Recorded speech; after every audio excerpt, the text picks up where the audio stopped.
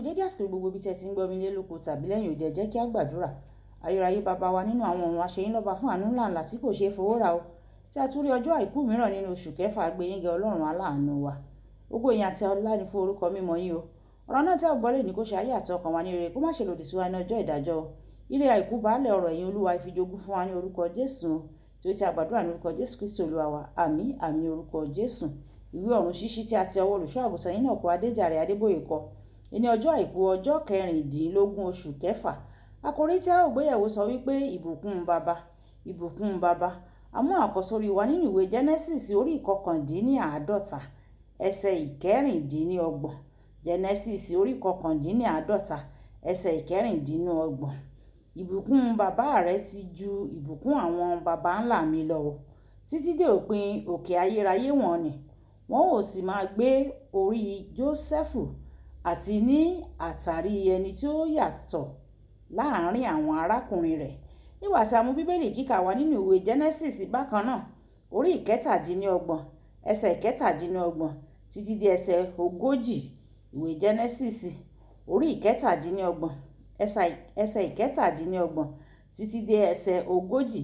Ó sì súnmọ́, ó sì fẹ́ ẹnu kò ní ẹnu, ó sì gbóòórùn aṣọ rẹ̀, ó sì súre fún un, ó sì wí pé, wò ó, òórùn ọmọ mi ó dàbí òórùn oko èyí tí Olúwa ti bù sí. Ọlọ́run yóò bù sí fún ọ nínú ìrì ọ̀run o, àti nínú ọ̀rá ilẹ̀, àti ọ̀pọ̀lọpọ̀ ọkà àti ọtí wáìnì, kí ènìyàn kí ó máa sìn ọ́ o, kí ènìyàn kí ó máa sìn ọ́, kí orílẹ̀-èdè kí ó máa tẹríba fún ọ. Máa ṣe olúwa àwọn arákùnrin rẹ, kí àwọn ọmọ ìyá rẹ kí ó máa tẹríba fún ọ. Ìfibú ni àwọn tí ó fi ọ́ bú o, ìbùkún ni fún àwọn tí ó súre fún ọ. Ó sì ṣe bí Ísákì ti parí ìre ìṣú fún Jákọ́bù, tí Jákọ́bù sì fẹ́rẹ̀ẹ́ máa jáde tán kúrò níwájú Ísákì bàbá rẹ̀, ní Ísọ̀ arákùnrin rẹ̀ wọlé dé láti ìgbẹ́ ọdẹ rẹ̀ wá. Òun pẹ̀lú sì ṣe ẹran àdídùn, ó sì mú tọ̀ bàbá rẹ̀ wá. Ó sì wí fún bàbá rẹ̀ pé, kí bàbá mi kí ó dìde o, kí ó sì jẹ nínú ẹran ìgbẹ́ ọmọ rẹ̀, kí ọkàn rẹ̀ kí ó lè súre fún un. Ísákì bàbá rẹ̀ sì bí pé, ìwọ ta ni? Ó sì wí pé, èmi Ísọ̀ ọmọ rẹ̀ àkọ́bí ni. Ísákì sì wárìrì gidigidi rékọjá. Ó sì wí pé, ta ni ńlá? Ta ni ẹni tí ó ti pa ẹran ìgbẹ́ tí ó sì gbé tọ̀ mí wá? Èmi sì ti jẹ nínú gbogbo rẹ̀ o, kí ìwọ kí ó tó dé o. Èmi sì súre fún un. Ní tòótọ́, a ó sì bùkún fún un. Nígbà tí Ísọ̀ gbọ́ ọ̀rọ̀ bàbá rẹ̀, ó fi igbe ńlá ta o. Ó sì sun ẹkún kíkorò gidigidi. Ó wí fún bàbá rẹ̀ pé, súre fún mi, àní fún èmi náà pẹ̀lú bàbá mi. Ó sì wí pé, arákùnrin rẹ ti fi èrú wá o, ó sì ti gba ìbùkún rẹ lọ o. Ó sì wí fún un pé, a kò ha pè orúkọ rẹ̀ ní Jákọ́bù dán, nítorí ó jì mí ní ẹsẹ̀ ní ìgbà méjì yìí.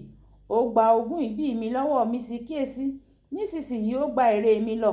Ó sì wí pé, ìwọ kò ha pa ère kan mọ́ fún mi? Ísákì sì dáhùn, ó sì wí fún Ísọ̀ pé, wò ó, èmi ti fi òun ṣe olówó rẹ o, àti gbogbo àwọn arákùnrin rẹ̀ ni èmi ti fi ṣe ìránṣẹ́ rẹ, àti ọkà àti ọtí wáìnì ni mo ti fi pè é. Èwo ni èmi ò wá ṣe fún ọ nísinsìnyí ọmọ mi? Ísọ̀ sì wí fún bàbá rẹ̀ pé, ère kan ṣoṣo ni o ní ìwọ bàbá mi. Súre fún mi, àní fún èmi pẹ̀lú bàbá mi. Ísọ̀ sì gbé ohùn rẹ̀ sókè, ó sọkún. Ísákì bàbá rẹ̀ sì dáhùn, ó sì wí fún un pé, wò ó, ibùjókòó rẹ yóò jẹ́ ọ̀rá ilẹ̀ àti ibi ìrì ọ̀run láti òkè wá. Nípa idà rẹ ni ìwọ yóò máa gbé o. Ìwọ yóò máa sin arákùnrin rẹ. Yóò sì ṣe nígbà tí ìwọ bá di alágbára tán o, ìwọ yóò já àjàgà rẹ kúrò ní ọrùn rẹ. Wàyí ẹ tẹ́tí bẹ̀rẹ̀ jẹ́ láti gbọ́ ohun tí olùṣọ́ àgùntàn yín náà kọ Adéjàre Adébóyè ní fún wa ní èní ọjọ́ àìkú. Bàbá ní agbára ribiribi lórí ayé àti àyànmọ́ àwọn ọmọ rẹ̀.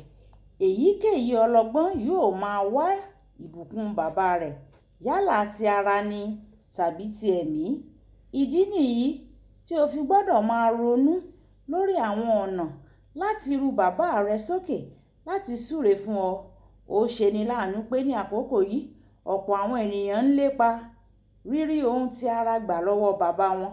Wọn kì í sábà ronú láti ṣe ohun tí wọ́n lè ṣe láti mú kí bàbá wọn súre fún wọn. Lọ́jọ́ kan, mo ṣẹ̀ṣẹ̀ dé láti ìrìn àjò ni o. Méjì nínú àwọn ọmọ mi nípa ti ẹ̀mí wá láti kí mi káàbọ̀. Èyí tó kọ́kọ́ dé, ó kàn kí mi lásán ni o. Ìkejì náà kí mi. Nígbà tí ó wá, ó tún wá tẹ̀síwájú láti gba báàgì mi lójú ẹsẹ̀. Tó ṣe bẹ́ẹ̀, mo wí fún un pé Ọlọ́run yóò bùkún fún ọ. Ọmọ àkọ́kọ́ ní dádì, ẹ ò sọ pé Ọlọ́run yóò bùkún fún mi o. Mo fèsì, kí ni o ṣe fún mi jàre? Ó rí mi pé mo gbé àwọn báàgì yìí lọ́wọ́, ṣùgbọ́n o kò ràn mí lọ́wọ́. Tí o bá fẹ́ kí bàbá rẹ súre fún ọ, o gbọ́dọ̀ ṣetán láti ṣe ohun tó máa ru bàbá rẹ sókè o. Láti ṣe bẹ́ẹ̀, ohun kan pàtàkì nípa ìbùkún bàbá ni pé kò ṣeé dá padà o. Bí ó tilẹ̀ jẹ́ pé Ísákì padà mọ̀ pé òun ti súre fún Jákọ́bù dípò Ísọ̀, síbẹ̀ kò lè yí padà. Genesis orí 17 ẹsẹ̀ 23. Ìdí nìyí tí o fi gbọ́dọ̀ máa wá ìbùkún bàbá rẹ ní gbogbo ọ̀nà tí o bá mọ̀. Ní kété tí bàbá rẹ bá súre fún ọ, ó jẹ́ ní ìbùkún títí láé nìyẹn o. Àmọ́ ṣá, ìbùkún pé oríṣiríṣi o. Àwọn ìbùkún kan wà láti inú ẹ̀mí ni o, àti àwọn mìíràn láti ọkàn, àti àwọn kan láti ẹnu. Nígbà tí Ísákì fẹ́ súre fún Ísọ̀, ó sọ fún un pé kí ó pèsè oúnjẹ tí òun fẹ́ràn kí òun jẹ, kí òun sì súre fún láti inú ọkàn òun. Ìwé Genesis orí 17 ẹsẹ̀ 4. Bàbá lè súre fún ọmọ rẹ̀ mẹ́tẹ̀ẹ̀ta o, ṣùgbọ́n síbẹ̀ ọ̀kan nínú wọn yóò ju àwọn yòókù lọ nítorí bàbá fẹ́ràn ìyẹn ní ọ̀nà tó yàtọ̀. Báwo ni bàbá rẹ ṣe fẹ́ràn rẹ tó? Ṣé o máa ń ru ú sókè láti gbàdúrà fún ọ bí? Àbí o máa ń mú un bínú déédéé ní gbogbo ìgbà ni? Àwọn ènìyàn kan kì í tilẹ̀ fi owó ránṣẹ́ sí bàbá wọn àbí sí òbí wọn tó ti dàgbà. Àwọn kan kì í sábà pè wọ́n o, nígbà tí àwọn kan kì í sì bẹ̀ wọ́n wò rárá. Wọ́n lè ti dàgbà kí wọ́n sì jẹ́ aláìlágbára, ṣùgbọ́n àwọn ìbùkún àti èpè tí ó wà lẹ́nu wọn ni ó jẹ́ eléyìí tí ó lágbára síbẹ̀ o. Ohunkóhun tó o bá lè ṣe, rí i dájú pé o rí ìbùkún tó pọ̀ gbà lẹ́nu àti lọ́wọ́ bàbá rẹ kí ó tó di wípé ó kú o. Kókó ìṣe, ṣe ohun kan fún bàbá rẹ lónìí tí yóò ru sókè láti súre fún ọ. Tí o bá sì jẹ́ bàbá, pé àwọn ọmọ rẹ o, kí o súre fún àwọn ọmọ rẹ láti inú ọkàn rẹ wá. Ẹ jẹ́ ká sọ pé bàbá mi, Olúwa fún mi ní oore ọ̀fẹ́ láti lè ru àwọn òbí mi sókè kí n lè gba èrè lẹ́nu àwọn òbí mi. Olúwa fún mi ní oore ọ̀fẹ́ ohun tí màá ṣe tí màá fi ru ìbùkún sókè láti ẹnu àwọn òbí mi. Olúwa fún mi ní oore ọ̀fẹ́ láti ṣe o. Ohun tí mo sì ti ṣe tí ó lè mú kí àwọn òbí mi kí ó fi mí ré. Olúwa jọ̀wọ́ dáríjì mi kí o sì fọwọ́ tọ́ àwọn òbí mi lọ́kàn kí n má ṣe jẹ́ ẹni ìfibú. Olúwa yóò gbọ́ àdúrà wa ní orúkọ Jésù. Olúwabùkọ́lá Ayako ní orúkọ mi o. Ẹ máa bá mi like, ẹ máa share, kí ẹ dẹ̀ máa comment kí àwọn ènìyàn lè jẹ àǹfààní ọ̀run ṣíṣí Yorùbá. Ìpàdé wa bí oyin o. A kú ọdún àwọn bàbá lénìí. Ó dàbọ̀.